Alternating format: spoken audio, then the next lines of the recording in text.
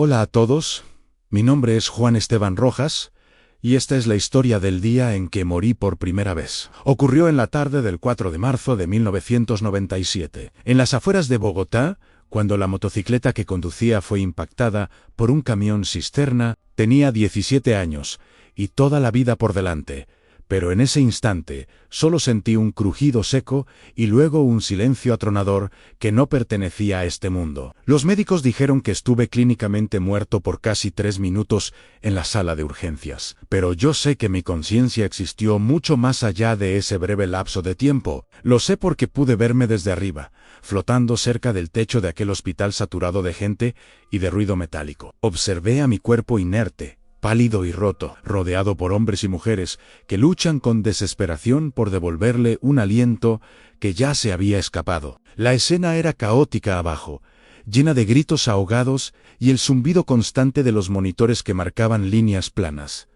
Pero yo experimentaba una paz helada y una claridad absoluta. Era como si mi espíritu, desprendido de la prisión de carne y hueso, hubiera entrado en una dimensión donde el dolor no existía, y la verdad se revelaba sin esfuerzo. Recuerdo cada detalle, desde el reloj de pared, que marcaba las 19:43 hasta la marca de los zapatos del cirujano de turno. Fue mientras observaba la reanimación fallida que la luz comenzó a llegar. No desde una ventana, sino desde un origen inexplicable, acompañada por una voz que no tenía timbre ni idioma definido, pero que resonaba directamente en mi centro. Esa voz me encomendó una tarea, me dio un mensaje críptico que debía llevar de vuelta si es que regresaba. Un mensaje tan importante que se convirtió en la razón de mi existencia posterior. Mi regreso fue violento, un shock eléctrico que me arrojó de nuevo a la materia.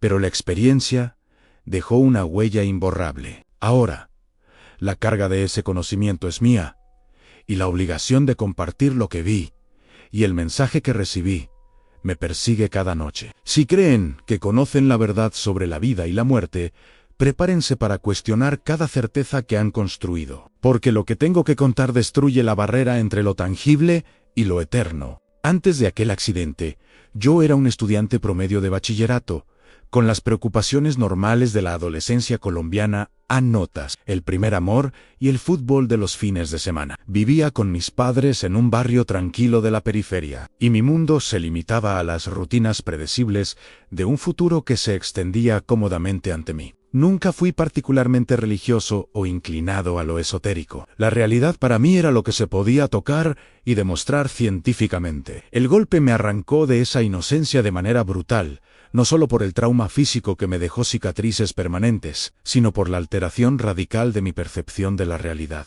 Cuando regresé a la vida, el mundo físico parecía fino y quebradizo, como una máscara superficial que ocultaba una vasta y terrible maquinaria detrás. Las personas, las calles, incluso mis propios pensamientos, se sentían como ecos distantes de una verdad que ya había vislumbrado en otra parte. La medicina moderna pudo explicar mi paro cardíaco, la falta de oxígeno en el cerebro y los fenómenos alucinatorios que suelen acompañar las experiencias cercanas a la muerte o SM.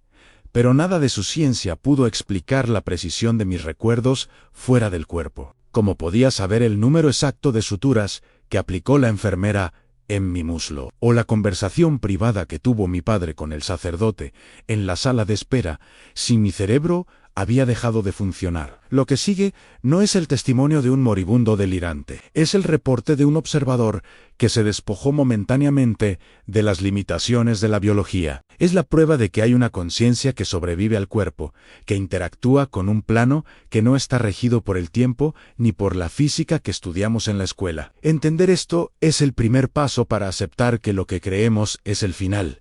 Es apenas un nuevo comienzo. Si deciden acompañarme hasta el final de este relato, no les prometo respuestas fáciles ni consuelo. Les prometo que la estructura misma de su realidad se agrieta. La vida que conocen, con sus pequeños problemas y ambiciones, parecerá diminuta, y el mensaje que traje de vuelta ese enigma susurrado desde la inmensidad. Cambiará para siempre el modo en que conciben su propia mortalidad y la misión que tienen en este fugaz paso por la tierra. Escuchen con cuidado, porque lo que vi los obligará a vivir de una manera diferente. Si te gusta este tema, suscríbete y activa la campanita para que YouTube te notifique cuando subamos nuevos vídeos. Al hacerlo, estarás ayudando muchísimo al canal a crecer y seguir creando contenido de calidad. No olvides dejar tu comentario abajo con tu opinión y también tus sugerencias de temas que te gustaría que tratemos. Tu participación hace la diferencia. El impacto fue como una demolición silenciosa. La moto se dobló debajo de mí con el sonido de huesos triturados y luego, de pronto, el volumen del mundo entero bajó a cero. Recuerdo vívidamente el olor a gasolina y asfalto caliente mientras mi cuerpo rodaba, deteniéndose finalmente en el borde de una cuneta, debajo de la luz amarillenta de un poste que parpadea. Sentí una presión abrumadora en el pecho, pero la agonía que debería haber sido insoportable se desvaneció rápidamente, reemplazada por una frialdad anestésica. Los minutos siguientes fueron un borrón de voces distorsionadas y sirenas ululantes. Me levantaron con cuidado, en una camilla rígida, el dolor aún presente, pero distante, como si le estuviera sucediendo a otra persona. La ambulancia era un infierno de movimientos bruscos y la luz intermitente de un desfibrilador que me miraba como un depredador. La paramédico, una mujer joven, con el cabello recogido y ojos muy nerviosos, repetía mi nombre sin cesar. Juan, Juan, no te duermas. Necesito que respires. Y luego, mientras la ambulancia entraba a toda velocidad por la rampa de urgencias del Hospital San Ignacio, mi respiración se detuvo. No fue un cese violento, sino una rendición. Sentí que una tensión se liberaba de mi centro, un nudo que se deshacía. Mi visión se oscureció momentáneamente, y el último sonido que registré fue el bip monótono del monitor de ritmo cardíaco que, según supe después, había pasado a marcar asistolia. En ese instante, me encontré flotando. La transición no tuvo fricción, fue tan natural como respirar, pero infinitamente más ligero. Estaba consciente, pero no dentro de la camilla, que ahora era empujada violentamente a través de puertas vaivén. Yo estaba arriba, en la esquina superior derecha del pasillo, observando mi propio cuerpo pálido, ser llevado hacia el caos de la sala de trauma. 1. La primera sensación fue de extrañeza absoluta, una incredulidad que rápidamente dio paso a una calma gélida. Mi cuerpo parecía tan pequeño e inútil. Con sangre oscura manchando la sábana blanca, pude ver el rostro desencajado del médico de emergencias, el doctor Torres, cuya frente perlada de sudor brillaba bajo la luz fluorescente. Llevaba una mascarilla mal ajustada, y sus ojos castaños reflejaban una concentración frenética. Escuché sus órdenes claras y concisas, pidiendo transfusión inmediata y preparando la intubación. El detalle era asombroso. Podía distinguir el polvo que flotaba en el rayo de luz que se filtraba por una pequeña ventana alta. Leí el nombre de la enfermera principal en su placa de identificación, Luisa Fernanda. Estaba parada junto a mi cabeza, sosteniendo el tubo de oxígeno. Ella susurró: «Dios mío, es tan joven», mientras Torres preparaba el laringoscopio. Esos detalles, que mi inconsciente no pudo haber registrado, se fijaron en mi memoria con una nitidez dolorosa. Me moví suavemente hacia el centro de la habitación, sintiéndome como una burbuja ascendiendo en el agua. La gravedad no existía. Observé la máquina que intentaba ventilar mis pulmones y la forma en que Torres golpeó mi pecho con fuerza bruta, intentando reiniciar el motor de mi vida. Todo era inútil. Las líneas en el monitor seguían planas, y un médico auxiliar negó con la cabeza, susurrando que había perdido demasiado tiempo en la carretera. Fue en ese momento de desapego total que vi entrar a mis padres. Ellos venían corriendo desde la sala de espera, guiados por una recepcionista con el rostro lleno de compasión forzada. Mi madre, con su vestido de flores favorito, se desplomó al ver el cuerpo inmóvil en la camilla, y mi padre la sostuvo, su rostro envejecido por el miedo y la impotencia. Pude escuchar su gemido sordo, un sonido que partió mi corazón espectral, aunque ya no tenía un corazón para sentirlo. Quise gritarles, decirles que estaba allí, que estaba bien, pero no tenía voz ni boca, solo era pura intención, una conciencia flotante. Mi incapacidad para comunicarme fue el primer dolor real que experimenté en mi estado separado. Sin embargo, justo cuando la desesperación comenzaba a aflorar, el caos de la sala de trauma comenzó a distorsionarse. Los contornos de la habitación parecían vibrar, como si la realidad fuera una fina tela agitada por una corriente de aire invisible. El ruido de los beepers y las voces se amortiguó, y fui envuelto por un tono grave, constante, que era tanto un sonido como una sensación. Era la resonancia de algo inmenso.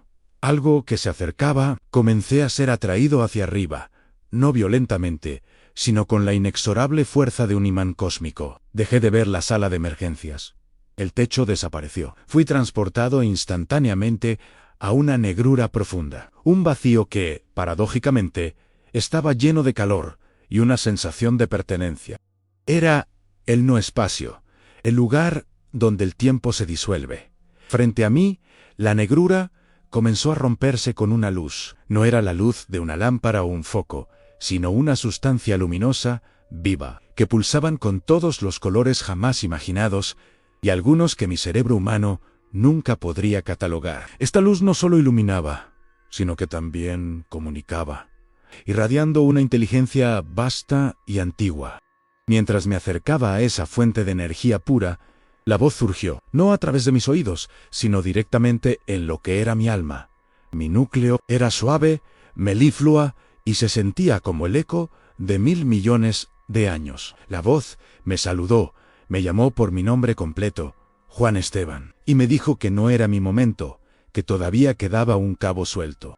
Pero antes de poder asimilar estas palabras que derrumban toda la lógica, la luz se intensificó hasta la ceguera y la voz se tornó urgente, transmitiendo el mensaje que aún hoy me atormenta. El mensaje era una secuencia de números y símbolos que debía recordar, y justo cuando la voz terminó su enunciación, y yo estaba a punto de responder con una pregunta, el calor se convirtió en una sacudida fría y abrasadora que me lanzó de cabeza hacia la oscuridad de abajo.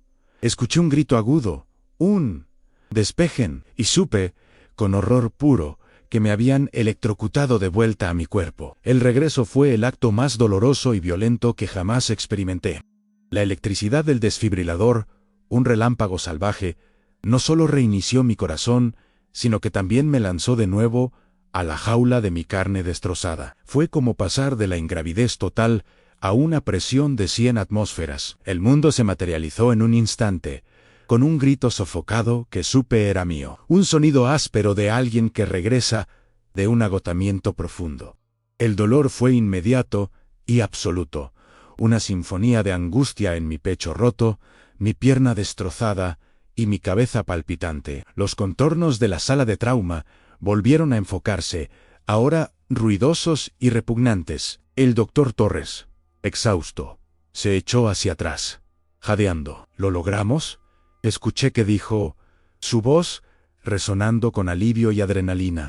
La línea plana en el monitor se había convertido en un ritmo caótico pero palpable, la señal de que la vida, por terrible que fuera, me había reclamado. Estuve intubado y semi-inconsciente durante las siguientes 48 horas. Los sueños, o lo que parecían ser sueños, eran en realidad proyecciones vívidas y recurrentes de la luz. Veía los colores que no tienen nombre. Escuchaba el tono grave que envolvía el no espacio. Cuando finalmente pude abrir los ojos con claridad, la primera persona que vi fue a mi madre, llorando silenciosamente a mi lado, sosteniendo mi mano que no sentía. Ella me preguntó si sentía dolor. Yo intenté responder que sí, que me dolía hasta el alma, pero lo que realmente quería preguntarle era si había visto la luz, si había sentido el vacío cálido y la voz antigua. Mi garganta, áspera por el tubo, solo permitía un murmullo incoherente y ella lo interpretó como el dolor físico. Los médicos la tranquilizaron, explicándole que las alucinaciones y la confusión mental eran efectos comunes de la hipoxia cerebral y el trauma, pero no eran alucinaciones. Mis recuerdos de los minutos de mi muerte eran más reales, más estructurados, que cualquier recuerdo de mi vida anterior. Yo sabía que médico auxiliar se había quejado de la falta de café. Yo sabía que mi padre había rezado un Ave María completo en el pasillo, arrodillado junto a la máquina de bebidas. Y lo más aterrador de todo, yo recordaba la secuencia, el mensaje. El mensaje era la clave, la prueba irrefutable de lo que había experimentado, y se manifestaba en mi mente como una ecuación o una partitura. Rondosi, digitus y specificus, seguidos de 3 símbolos que parecían estar hechos de luz y no de tinta. Intenté escribirlo en una pequeña libreta que mi padre me dio para comunicarse, pero mi mano temblaba demasiado y, peor aún, mi mente no podía traducir los símbolos a algo legible para el lenguaje humano. Los dígitos sí eran claros. Los escribí y los releí en 5.14 and 7.2, 1.03.9 and 6.8 and 4.5. ¿Qué significaban? Una coordenada, una fecha. Mi padre, al ver mi obsesión con ese garabato, pensó que estaba delirando. Me tomó la frente con cariño y me dijo que debía descansar, que el accidente había sido un susto terrible y que las medicinas me estaban afectando la cabeza. Esa incredulidad fue la segunda gran carga que tuve que enfrentar después de regresar. La gente solo podía ver al adolescente herido que había coqueteado con la muerte. Nadie podía ver al observador cósmico que había regresado con conocimiento prohibido. Me volví silencioso, reservado, consumido por la tarea que me había sido encomendada por la voz en el vacío. La voz había dicho: debes llevar este conocimiento de vuelta.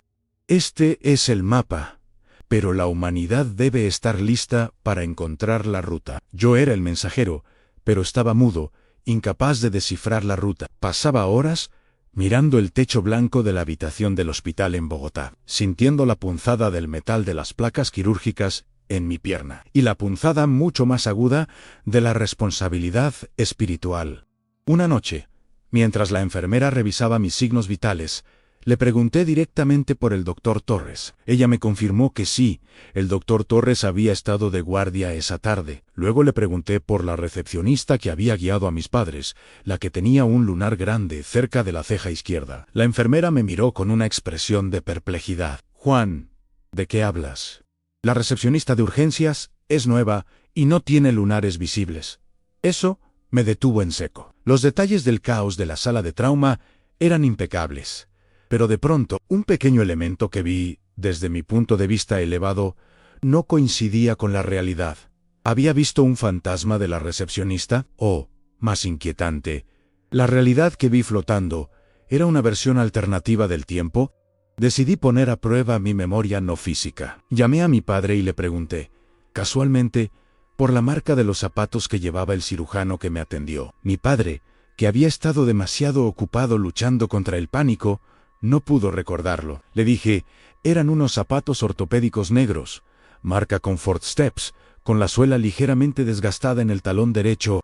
Mi padre se encogió de hombros, restándole importancia. Al día siguiente, hice que mi hermana fuera a hablar con el doctor Torres con la excusa de agradecer. Ella regresó aliviada, confirmando que, en efecto, el doctor usaba zapatos ortopédicos negros.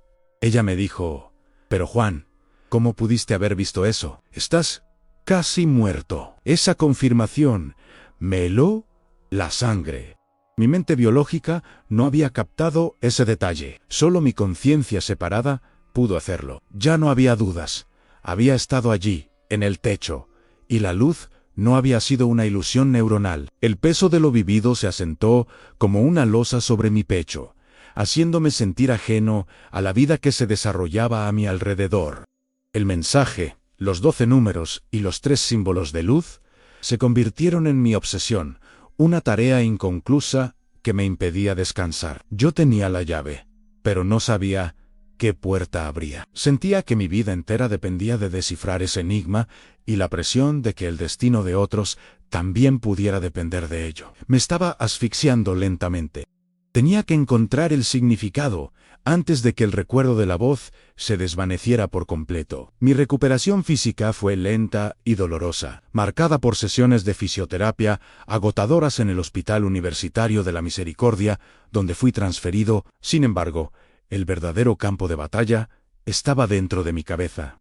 La obsesión por el mensaje era un parásito mental que consumía toda mi energía. Los 12 números, 5.14, an 7.2, an 1.0, an 3.9, an 6.8, an 4.5. Se repetían en mi mente con el ritmo de un metrónomo silencioso. Pasé las semanas siguientes en casa, postrado y con tiempo de sobra para sumergirme en el enigma. Mi primer enfoque fue puramente racional, intentar tratarlos como una clave o una referencia geográfica.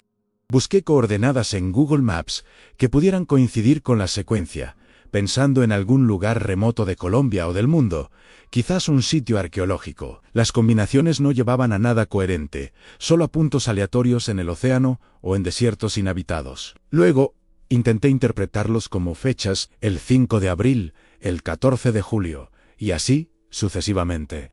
Nada en mi calendario personal, ni en los hitos históricos recientes, coincidía con la relevancia que la voz le había conferido a esta serie. Era frustrante. Sentía que tenía la respuesta a la existencia grabada en mi alma, pero estaba escrita en un idioma que mi intelecto terrenal no podía procesar. El problema principal eran los 3 símbolos de luz. Cuando intentaba dibujarlos, se descomponen, se volvían caricaturas torpes de la complejidad que realmente tenían. Eran formas geométricas que desafiaban la geometría euclidiana, figuras que cambiaban de color y de volumen al ser observadas, imposibles de replicar con lápiz y papel. Eran la parte fundamental del mensaje, la que dotaba a los números de significado, y sin ellos, solo tenía una lista aleatoria. Una tarde de finales de abril, mientras observaba la lluvia golpear los cristales de mi ventana, tuve un recuerdo vívido y aterrador. No era un recuerdo del accidente, sino de la voz. La voz no solo me había dado los números, sino que también me había dado una instrucción. Había dicho: la matriz está en el origen. Busca aquello que une el principio y el fin. Aquello que une el principio y el fin. Esa frase críptica me golpeó con fuerza. Si la matriz era el origen, ¿dónde o cuándo había ocurrido el verdadero origen de mi experiencia? No el accidente, sino la experiencia extracorporal en sí. El momento exacto en que mi corazón se detuvo. Busqué en los papeles del hospital que mi padre había guardado celosamente. El reporte de urgencias marcaba el cese de las funciones vitales a las 19:43. Me quedé mirando el número. Las 7:43 de la noche, a la hora. ¿Podrían los números ser una clave numérica basada en la hora de mi muerte? Descarté rápidamente el 1 y el 9, ya que la secuencia empezaba con un 5. Pero al descomponer la hora en dígitos an 1.9 an 4.3. Si esos números eran la clave para descifrar el resto, no encajaban directamente, pero sí podían ser un patrón. La frustración me llevó a un estado de agotamiento mental. Mis padres, al verme tan delgado y distraído, me llevaron a un psiquiatra para tratar lo que ellos consideraban estrés postraumático severo. El médico me recetó sedantes y me diagnosticó con trastorno de ansiedad generalizada. Yo fingí tomar las píldoras, guardándose en un tarro debajo de mi colchón. Sabía que no estaba loco. Estaba consciente de una verdad que el resto del mundo ignoraba. La clave no estaba afuera, estaba dentro, en la resonancia de la experiencia. Me obligué a meditar, a revivir la sensación de ingravidez y la proximidad de la luz. Era como intentar recordar el tacto exacto de una tela que ya no posees. La paz que había sentido era imposible de recrear en la tierra, contaminada por el ruido de la ciudad y el peso de mi cuerpo. Pero lo intenté. Cerraba los ojos y forzaba mi mente a regresar al no espacio. En uno de esos intentos, reviví la secuencia. Los números 5.14, an 7.2, an 1.0, an 3.9, an 6.8, an 4.5, pasaron como un pergamino luminoso. Y luego, los símbolos eran 3. El primero parecía una espiral ascendente, como la cola de un cometa. El segundo, un triángulo perfecto con un punto en el centro. El tercero era un círculo doble, 2 anillos concéntricos. De repente, un pensamiento me iluminó. Si la voz me dijera: la matriz está en el origen, y el origen fue mi muerte, tal vez la clave no era la hora o la fecha, sino la ubicación de mi cuerpo en ese momento, la sala de trauma 1 del Hospital San Ignacio. Al día siguiente, contra la voluntad de mis padres, y cojeando con dificultad, tomé un taxi y me dirigí al hospital. Necesitaba ver la sala desde la perspectiva terrenal, para ver si algo activaba mi memoria espectral. El pasillo de urgencias olía a desinfectante, fuerte y a miedo. El ambiente era sofocante, completamente diferente a la paz helada que había sentido al flotar. Le pedí a la recepcionista, la que no tenía el lunar, que me mostrara un mapa de las instalaciones, alegando que buscaba un registro antiguo. Con una cortesía superficial, me señaló el croquis en la pared. Cuando mis ojos se posaron en la representación esquemática del hospital, mi aliento se cortó. La sala de trauma 1 estaba ubicada exactamente en el cuadrante que correspondía a las coordenadas que yo había ocupado como conciencia. Y allí, en la esquina superior derecha, donde mi espíritu había flotado por primera vez, encontré algo que no había notado antes, una diminuta placa conmemorativa de latón que marcaba la inauguración del ala de emergencias.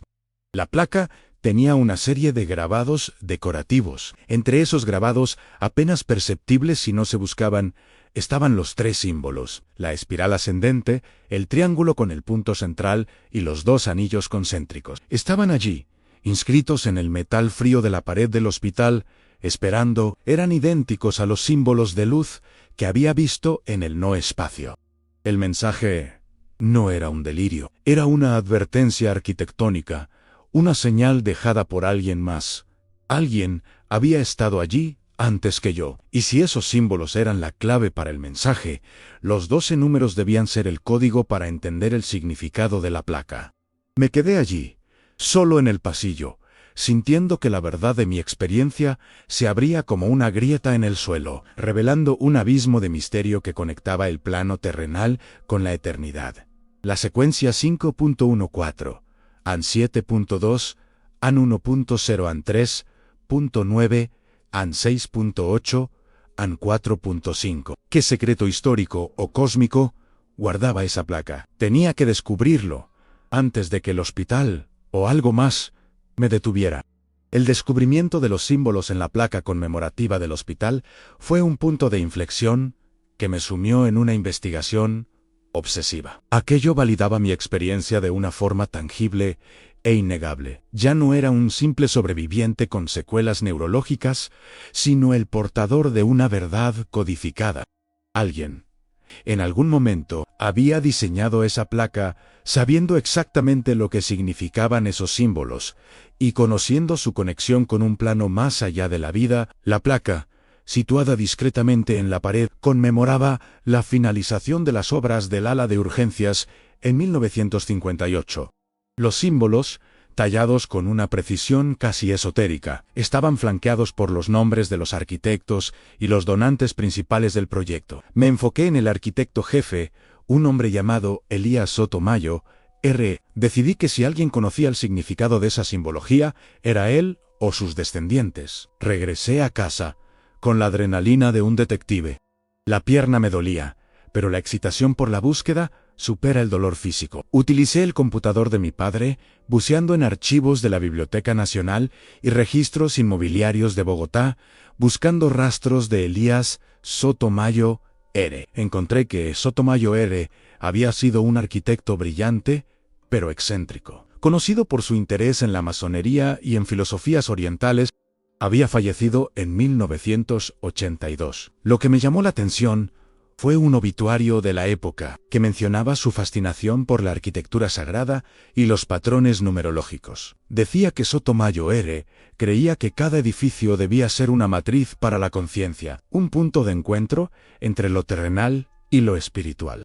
Esto resonó con la frase de la voz: la matriz está en el origen. Mi objetivo se centró entonces en encontrar los planos originales del hospital o cualquier documento personal de Sotomayor R. que pudiera explicar la simbología. Las bibliotecas de arquitectura de la ciudad no tenían nada. Parecía que sus trabajos más esotéricos habían sido deliberadamente olvidados o destruidos.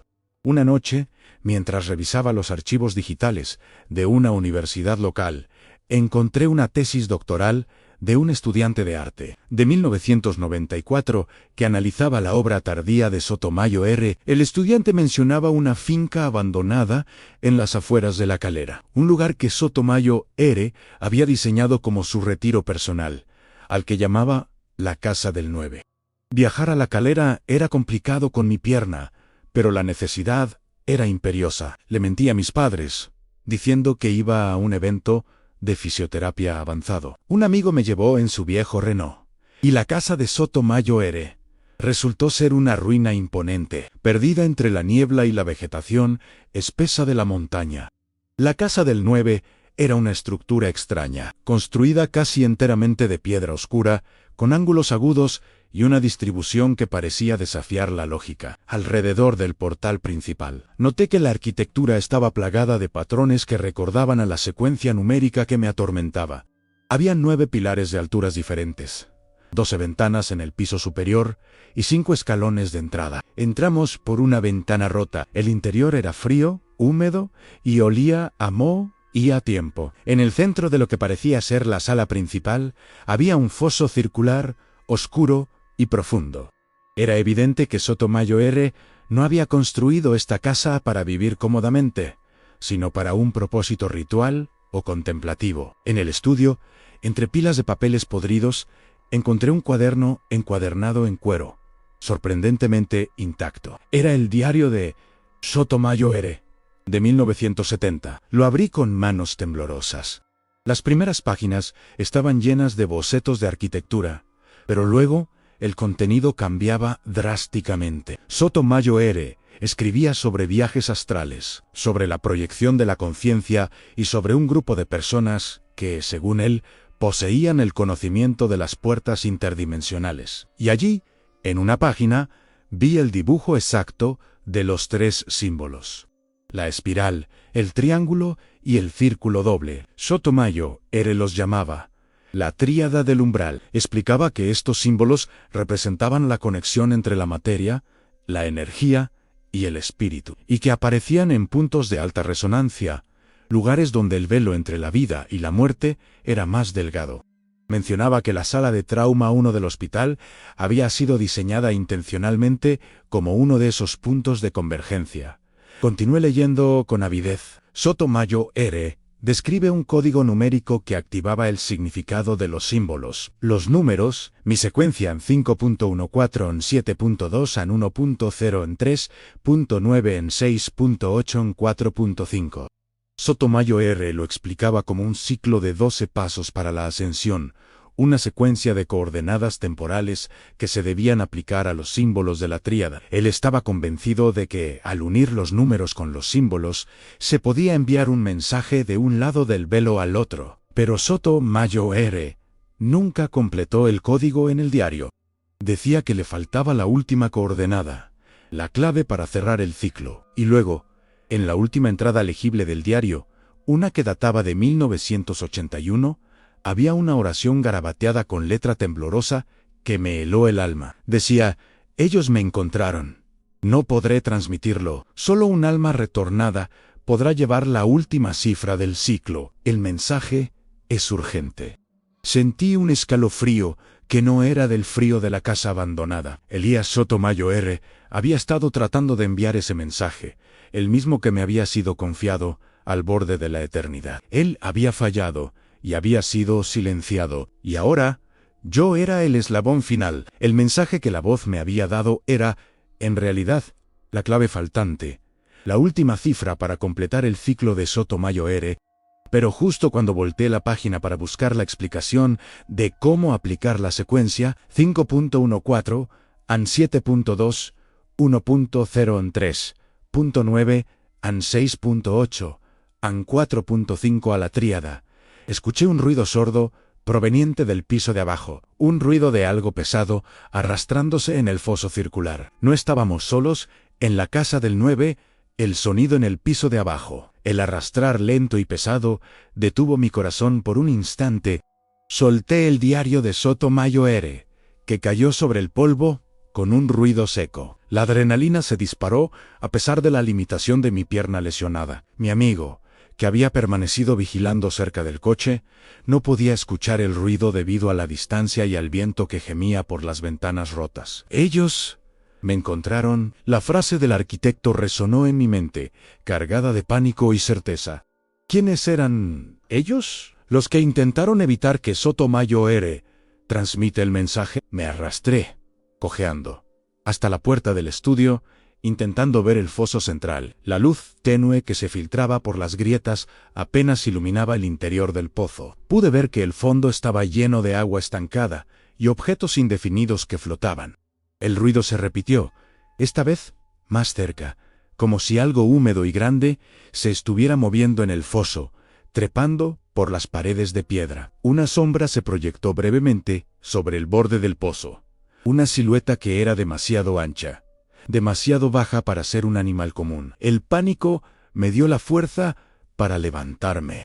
Tomé el diario, que era mi único tesoro en ese momento, y lo metí dentro de mi chaqueta. Sabía que debía salir de allí, que la casa del 9 era una trampa. Pero al intentar alcanzar la ventana rota por donde habíamos entrado, la puerta del estudio se cerró de golpe por una ráfaga de viento, o eso quise creer. Al voltearme, la sombra ya no estaba en el foso.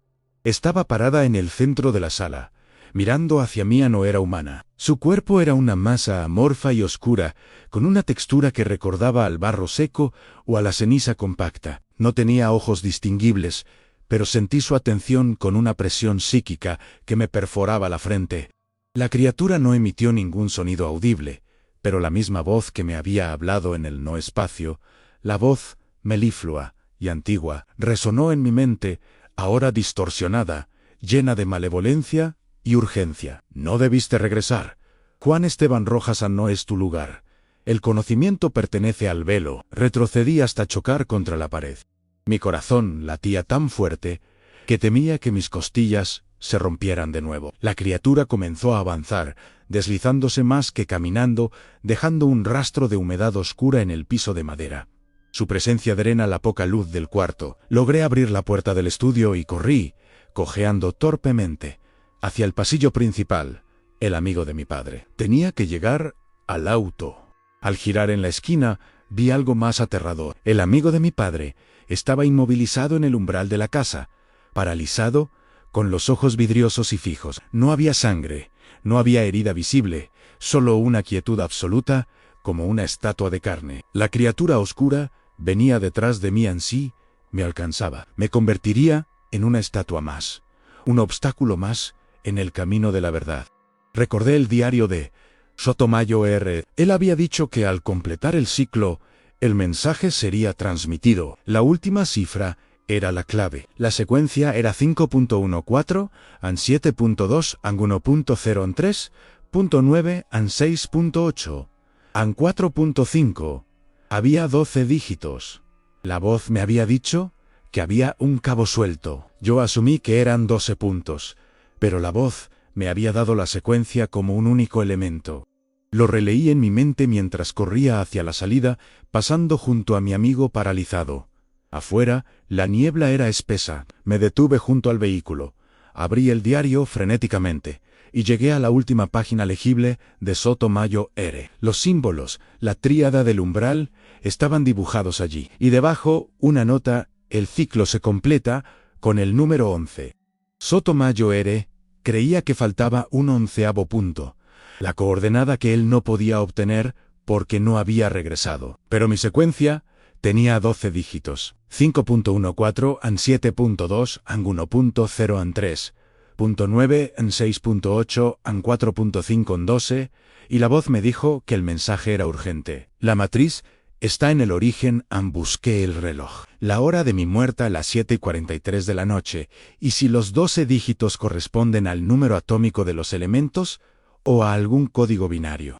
En ese instante, la criatura surgió de la niebla, justo al borde de la luz del atardecer, su forma temblando como gelatina oscura. La voz, ahora un rugido psíquico, me gritó: «Entrégalo. El conocimiento es nuestro». Instintivamente, hice lo único que podía hacer. Traté de enviar el mensaje de vuelta. Me concentré en los símbolos de la tríada del umbral, visualizando la espiral, el triángulo y el doble anillo. y a cada uno de ellos apliquen los números de mi secuencia, en orden, como si fueran coordenadas AN 5, 14, 7, 2, 1, 0, 3, 9, 6, 8, 4, 5. No hubo explosión, ni rayo de luz, solo un silencio abrumador en mi cabeza. El rugido cesó de golpe. La criatura se detuvo a 3 metros de mí, sus contornos oscilando, y luego, con la misma falta de fricción que yo había sentido al morir, comenzó a disolverse. Se deshizo en una lluvia de ceniza oscura que el viento se llevó en segundos. La paz regresó, no la paz cósmica del no espacio, sino la paz del alivio. Había transmitido el mensaje. Había completado el ciclo de Sotomayor. Pero el diario, al que había estado aferrado, se deshizo en mis manos, convirtiendo en polvo fino. Como si el conocimiento que contenía ya no pudiera existir en el mundo físico una vez que la tarea había finalizado. Mi amigo, al lado del coche, parpadeó varias veces. Volviendo a la vida, me miró, confuso. «Juan, ¿qué pasó? ¿Por qué estás tan pálido?» Yo solo pude responder: «Vámonos de aquí». Pero mientras nos alejábamos de la casa del 9, supe que mi misión no había terminado. Yo había entregado la clave, pero la voz me había confiado un mensaje urgente para la humanidad. El significado detrás de esos 12 números y esos 3 símbolos. Y aunque la criatura se había ido, el eco de la voz seguía resonando. Había una razón por la que Elías Sotomayor había sido silenciado.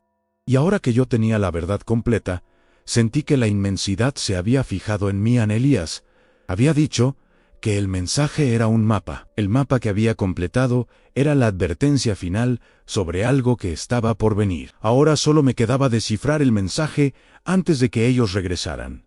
Y esta vez me llevaran para siempre. Esta fue otra historia impactante de nuestro canal Relatos Prohibidos. La vida nos enseña que a veces la verdad se esconde en los lugares más oscuros y que incluso el miedo puede revelar una lección. Cada relato que escuchas aquí está inspirado en hechos reales, en experiencias de personas que vivieron lo inexplicable y encontraron fuerza en medio del terror. Si esta historia te estremeció o te hizo reflexionar, cuéntanos en los comentarios. ¿Qué habrías hecho tú en esta situación? Tu opinión nos importa. No olvides suscribirte y activar la campanita para no perderte nuestros próximos videos llenos de misterio, suspense y emociones intensas. Cada semana te esperamos con nuevas historias de secretos, traiciones, desapariciones y verdades que el tiempo intentó ocultar. Comparte este video con alguien que disfrute de los enigmas de la vida y recuerda, no todas las puertas deberían abrirse, pero algunas revelan lo que más necesitamos ver. Hasta el próximo video, si te atreves a escucharlo.